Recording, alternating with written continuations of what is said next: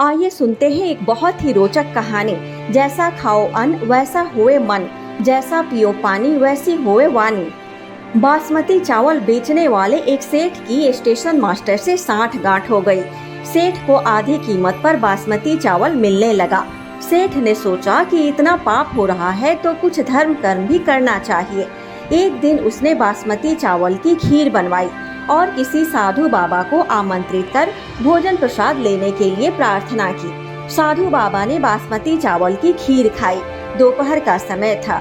सेठ ने कहा, महाराज अभी आराम कीजिए, थोड़ी धूप कम हो जाए फिर पधारिएगा। साधु बाबा ने बात स्वीकार कर ली।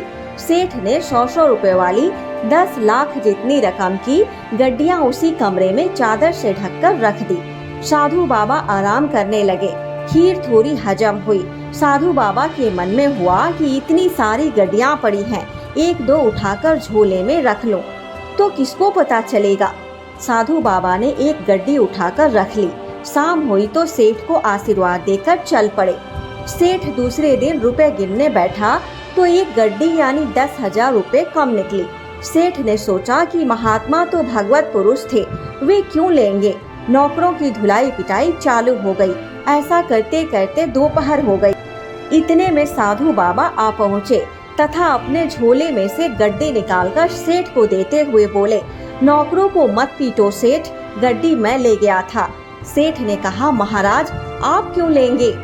जब यहाँ नौकरों से पूछताछ शुरू हुई तब कोई भय के मारे आपको दे गया होगा और आप नौकर को बचाने के उद्देश्य से ही वापस करने आए हैं, क्योंकि साधु तो दयालु ही होते हैं।